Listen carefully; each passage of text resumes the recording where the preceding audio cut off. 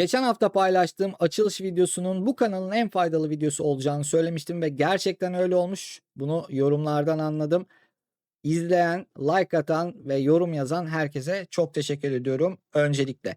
Bu videonun konusuysa açılıştan sonrası yani oyun ortası olacak kombinezonlara ve taktiklere bakacağız arkadaşlar ve hızlıca girelim.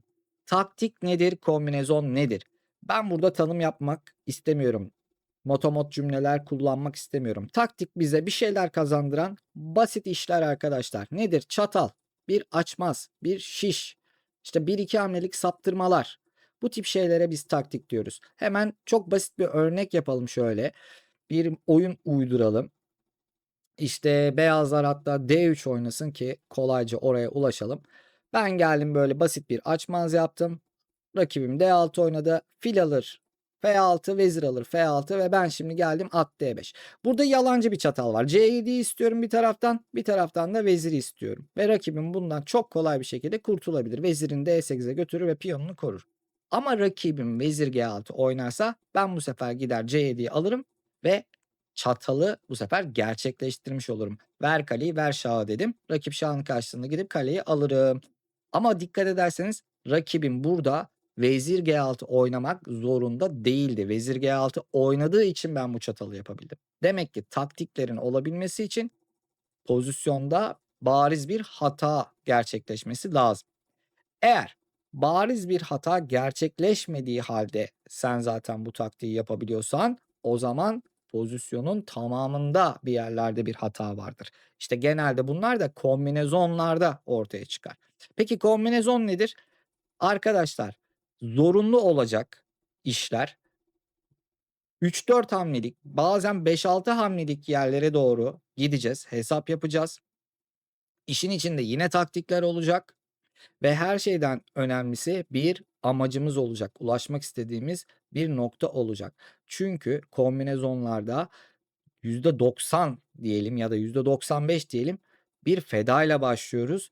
Dolayısıyla en azından o taşı geri almamız gerekiyor oyunun bir noktasında. Peki her feda kombinezon mudur? Şimdi bakalım. Mesela bu pozisyon Necmettinov'un Çernikov'la oynadığı maç. Zaten buna maç demeyelim. Buna bir sanat eseri diyelim. Bu oyunun da benim kanalımda güzel bir analiz videosu var. Yenisini de çekeceğim ama ben linkini yine açıklamaya bırakayım. Siz gidip oradan izleyin arkadaşlar. Çünkü gerçekten bir sanat eseri. Şimdi adam burada gidiyor. Yani Necmettinov vezir F6 vuruyor. Peki bu bir kombinezon mu? Değil arkadaşlar. Adam saf bir vezir fedası yapıyor ve oyun buradan sonra daha devam ediyor. Eğer analizi izlerseniz ne demek istediğimi anlarsınız. Yani her şey zorunlu gerçekleşmiyor. Yine işin içine daha sonrasında kombinezonlar ve taktikler girecek. Fakat şu anda yaptığı iş bir kombinezon başlatmıyor arkadaşlar. Harika bir feda yapıyor. Dediğim gibi bir sanat eseri oluşturuyor. Şimdi gelelim kombinezonun esaslarına. Bir kere olmazsa olmaz hesap yapmayı bileceksin arkadaşım.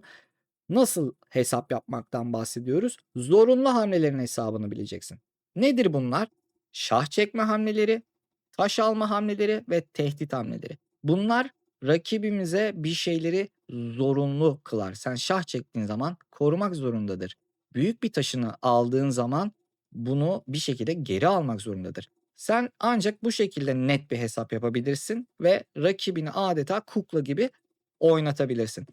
İkincisi, kombinezonu yapabilmek için tahtanın bir yerlerinde boşta taşlar olması çok işimize yarar. Çünkü her pozisyon matla sonuçlanacak diye bir kural, böyle bir kaide yok.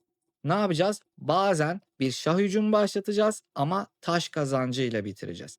Aynı zamanda ve en önemlisi sır dediğimiz nokta arkadaşlar temaları bilirseniz kombinezon yapmanız kolaylaşır. Temaları bilmek zorundasınız.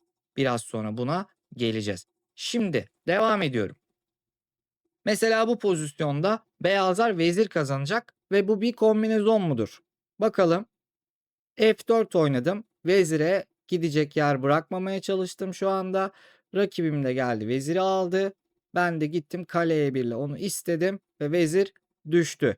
Şimdi ben vezir kazanmış oldum. Peki bir kombinezon mu yaptım? Çünkü işin içinde feda da var. Zorunluluk da var. Yani veziri istedim. Veziri kaçması lazım. Yani böyle bakarsak kombinezon diyebiliriz.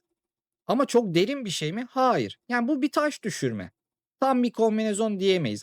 Kombine bir atak diyebiliriz. Taşlarımızın çoğu işin içinde olduğu için işte birbirlerini koruyorlar. Vezirin kaçacağı yerleri görüyorlar. Şimdi gerçek böyle bir baba bir kombinezon örneği anlatmak istiyorum ben size. Şimdi az önce ne dedik? Temalar dedik. Bu pozisyona ben baktığım anda bir tema görüyorum. Bakın burada çift fil fedası var.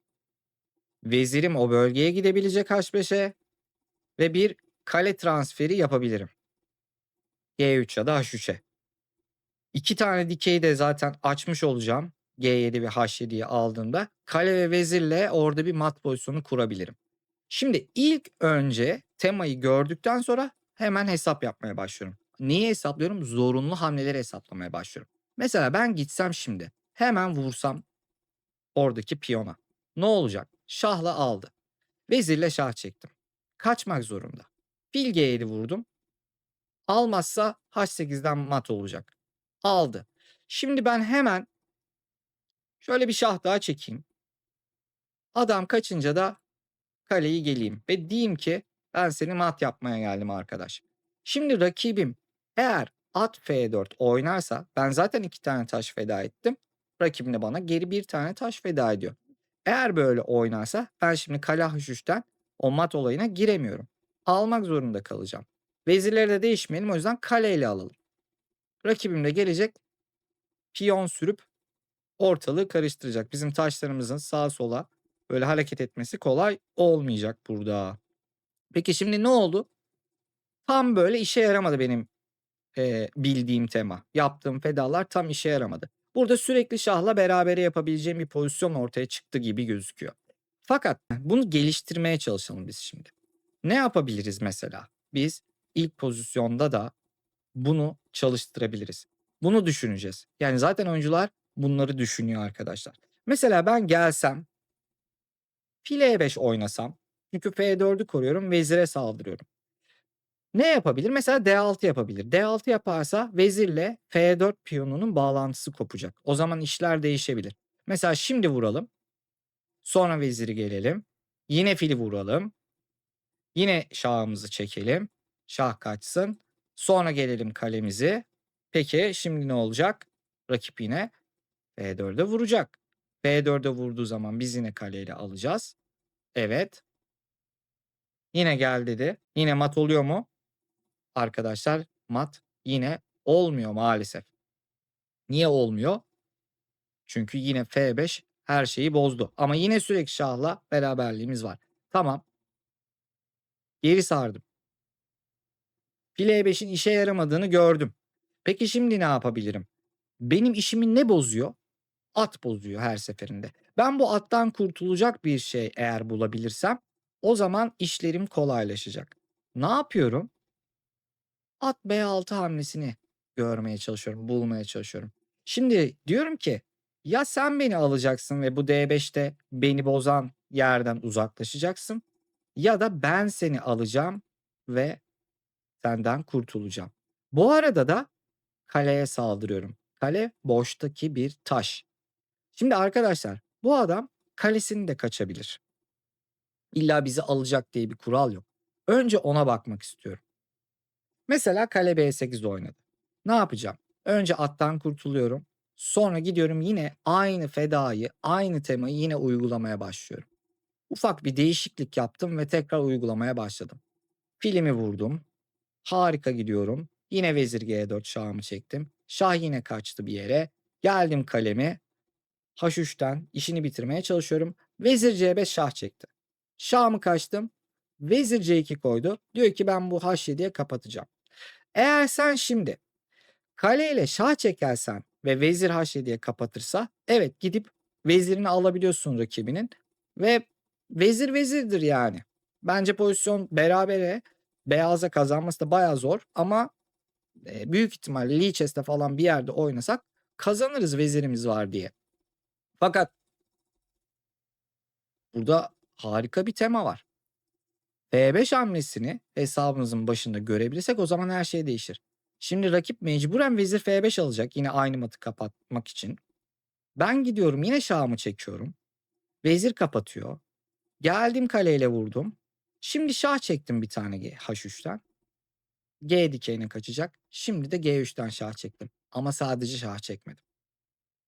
Arkadaşlar kaleyi de istedim. Şimdi ne oldu? Kombinezon başarıya ulaştı. Çünkü ben işleri bitirdim. Doruk noktasına ulaştığımda çat diye ekstradan bir kale alıyorum. İşte bu ne dedik? Boşta bir taş varsa etrafta işine yarar. En başta ne dedik? Bu basit taktikler kombinezonun içinde bir yerlerde olacak. Bu arada bütün kombinezonlar arkadaşlar illa rakibimizi mat yapalım diye oynanmıyor. Bazı kombinezonlarda kendimizi kurtarmak için oynanıyor. Mesela ne gibi? Hemen bakalım. Bu pozisyona bakın şimdi. Beyazlar taş öndeler ve şu anda büyük bir tehdit yapmış durumdalar. D7'yi alacağım diyor. Sonra sen kaleyle aldığında kale B8 yapacak ve durum büyük sıkıntı. Mesela sen bundan vezir D4 gibi bir hamleyle kurtulmaya çalışırsan olmuyor. Niye? Çünkü adam vezirini alır. Yani fili korumak için vezir D4 oynamıştık. Vezirini alır. Ondan sonra da filleri değişir. Yani kale B8 yapsa da yapmasa da zaten beyazlar bu oyunu artık kazanacaklar. Bir alet öndeler çünkü. Fakat geri gelelim. Siyahların şöyle güzel fedalı bir kurtulma yolu var. Vezir D3. Şimdi sen bunu almazsan ve şah E1 kaçarsan kale B1 alacak ve mat tehdidi tamamen ortadan kalkacak. O yüzden alman lazım. Ama aldığın zaman da fil C6 oynayacak ve diyecek ki arkadaşım ben sana şah çekiyorum ve vezirini aynı anda istiyorum. Yani verdiği taşı da geri almış olacak ve böylece oyunu kurtarmış olacak. Peki hocam sen bize bunları gösterdin. Ben kendimi daha fazla nasıl geliştirebilirim? Kaynak nedir diyorsan 2 tane daha kitap söylüyorum. Yuri Averbach'ın yazdığı Chess Middle Games kitabını buluyorsun. Harika bir kitap. Bir de Vukovic'in yazdığı Art of Attack in Chess diye bir kitap var arkadaşlar. Bütün temaları orada görebilirsiniz. Yani sizin bilmeniz gereken şey temalar olmalı. Pozisyon karşına geldiğinde aşağı yukarı ne yapacağını bileceksin. Tahtada boşta taşlar varsa onlarla temayı birleştireceksin ve o en baştaki basit taktikler de bu işin motoru olacak. Böylece videoyu noktalayalım arkadaşlar. Umarım faydalı olmuştur. Kendinize iyi bakın. Satrançta kalın ve Satranç Saati kanalında kalın. Görüşmek üzere.